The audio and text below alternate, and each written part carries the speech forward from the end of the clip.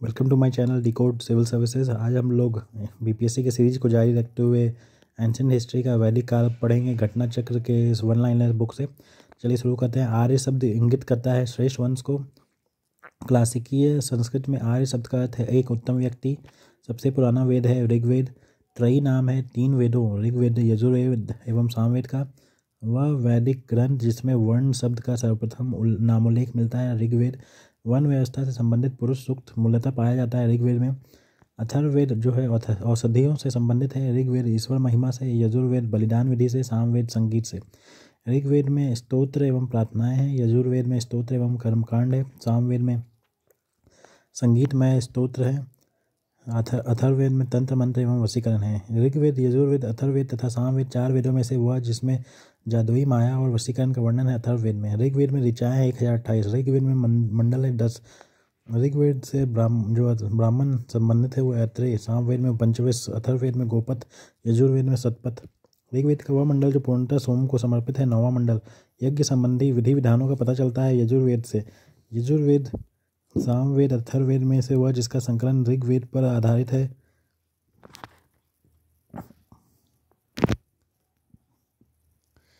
वह सामवेद। तक्षशिला, अतरंजी, खेरा, कौशाम्बी एवं हस्तिनापुर में से वह स्थल जिसकी खुदाई से लौह धातु के प्रचलन के प्राचीनतम प्रमाण मिले हैं वह अतरंजी खेरा। उपनिषदों का मुख्य विषय है वो दर्शन। ऋग्वेद प्रवर्ती संहिताएं, ब्राह्मण तथा उपनिषद में से वह वैदिक साहित्य जिसमें मोक्ष की चर्चा मिलती है वह उपनिषद। मोक्ष शब्द का सबसे पहले उल्लेख हुआ है श्वेताश्वर उपनिषद में। अध्यात्म ज्ञान के विषय में नचिकेता और यम का संवाद जिस उपनिषद में प्राप्त होता है वह है कठोपनिषद। उपनिषद काल के राजा अश्वपति शासक थे केकय के। वैदिक साहित्य का सही क्रम है वैदिक संहिताएं, ब्राह्मण, आरण्यक, उपनिषद। आरंभिक वैदिक साहित्य में सर्वाधिक वर्णित नदी है सिंधु। वैदिक नदी अस्किनी की पहचान की जाती है चेनाब नदी से। ऋग्वेद में जिन नदियों का उल्लेख अफगानिस्तान के साथ आर्यों के संबंध का सूचक है वह है कुब्भा और कुर्मू। कुब्भा नदी जो है उसका आधुनिक नाम है काबुल। परुष्णी नदी का नया नाम है, आधुनिक नाम है रावी। सदानीरा, गंडक, सतुद्री, सतलज वह प्रथा चतुष्थ है जो वेदोत्तर काल में प्रचलित हुई। ब्रह्मचर्य, गृहस्थाश्रम, वानप्रस्थ, संन्यास, धर्म तथा रीत भारत की प्राचीन वैदिक सभ्यता के एक केंद्रीय विचार को चित्रित करते हैं। यह संदर्भ में सत्य कथन है। धर्म व्यक्ति के दायित्वों एवं स्वयं तथा दूसरों के प्रति व्यक्तिगत कर्तव्यों की संकल्पना था। रीत मूलभूत नैतिक विधान था जो सृष्टि और उसमें अंतर्निहित सारे तत्वों के क्रियाकलापों को संचालित करता था। अग्नि, बृहस्पति, ध्रुव तथा इंद्र वैदिक देवताओं में उनका पुरोहित माना जाता था बृहस्पति को। लोपामुद्रा, गार्गी, लीलावती तथा सावित्री में से वह ब्रह्मवादिनी जिसने कुछ वेद मंत्रों की रचना की थी लोपामुद्रा। ऋग्वैदिक काल में निष्क शब्द का प्रयोग एक स्वर्ण आभूषण के लिए होता था किंतु परवर्ती काल में उसका प्रयोग हुआ सिक्का में। ऋग्वैदिक काल में निष्क आभूषण था गला का। 14वीं सदी ईस्वी पूर्व का बोगज कोई अभिलेख महत्वपूर्ण है क्योंकि यहाँ से प्राप्त अभिलेखों में वैदिक देवताओं एवं देवियों का नामोल्लेख प्राप्त होता है।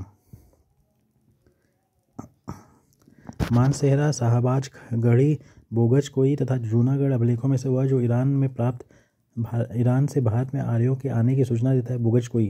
शंकराचार्य, एनी बेसेंट, विवेकानंद तथा बाल गंगाधर तिलक में से वह जिसने आर्यों के आदि देश के बारे में लिखा था बाल गंगाधर तिलक। पुरुष मेध का उल्लेख हुआ है सतपथ ब्राह्मण में। सतपथ ब्राह्मण में उल्लिखित राजा विदेह माधव से संबंधित ऋषि थे ऋषि गौतम राहुगण। उत्तर वैदिक काल में से आर्य संस्कृति का धुर समझा जाता था अंग मगध को। गोत्र शब्द का प्रयोग सर्वप्रथम हुआ था ऋग्वेद में। गोत्र प्रथा की स्थापना हुई थी उत्तर वैदिक काल में। पूर्व वैदिक आर्यों का धर्म प्रमुखता था प्रकृति पूजा और यज्ञ। ऋग्वेद काल में जनता मुख्यतः विश्वास करती थी बलि एवं कर्मकांड में। ऋग्वेद में उल्लिखित प्रसिद्ध 10 राजाओं का युद्ध लड़ा गया था परुष्णी नदी के किनारे। सिंधु, सरस्वती, वितस्ता तथा यमुना में से वह नदी जिसे ऋग्वेद में माते तमा, देवी तमा एवं नदी तमा के रूप में संबोधित किया गया है सरस्वती। ऋग्वैदिक आर्यों के पंचजन थे यदु, दृढ़, पुरु, अनु एवं तुर्वसु। प्राचीन काल में आर्यों के जीविका उपार्जन का मुख्य साधन था शिकार। ऋग्वेद में उल्लेखित यव शब्द किस जिस कृषि उत्पाद हेतु प्रयुक्त किया जाता है वह है जौ।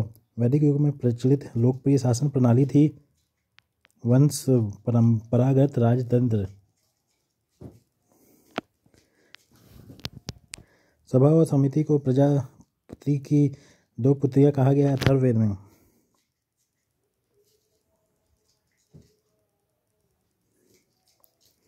आयुर्वेद अर्थात जीवन का विज्ञान का उल्लेख सर्वप्रथम मिलता है अथर्ववेद में। ऋग्वैदिक धर्म था बहुदेववादी। सर्वाधिक ऋग्वैदिक सूक्त समर्पित है इंद्र को। ऋग्वेद में इंद्र के बाद सर्वाधिक संख्या में मंत्र संबंधित है अग्नि से। ऋग्वेद में युद्ध देवता समझा जाता है इंद्र को। पूर्व वैदिक आर्यों का सर्वाधिक लोकप्रिय देवता था इंद्र। 800 से 600 ईसा पूर्व का काल जुड़ा है ब्राह्मण युग से। गायत्री मंत्र के नाम से प्रसिद्ध मंत्र सर्वप्रथम मिलता है ऋग्वेद में।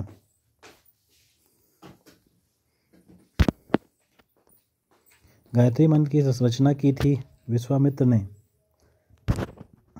सर्ग प्रतिसर्ग वंश मनवंतर और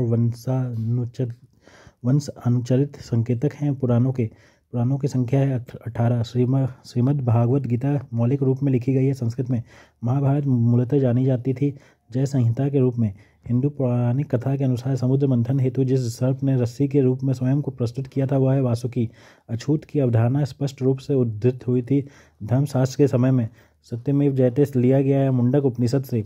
सत्यकाम जाबाल की कथा जो अनब्याही माँ होने के लांछन को चुनौती देती है उल्लेखित है छांदोग्य उपनिषद में।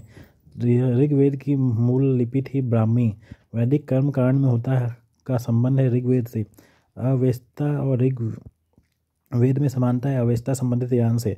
वैदिक काल में अघन्या माना गया है गाय को। ऋग्वैदिक काल में प्रारंभ में महत्वपूर्ण मूल्यवान संपत्ति समझा जाता था गाय को। प्राचीन भारतीय समाज के प्रसंग में कुल, वंश, कोष तथा गोत्र शब्दों में से वह शब्द जो शेष 3 के वर्ग का नहीं है कोष। संस्कारों की संख्या है 16। जीविकोपार्जन हेतु वेदांग पढ़ाने वाला अध्यापक कहलाता था उपाध्याय। अगला है बौद्ध धर्म, वो अगले वीडियो में देखेंगे।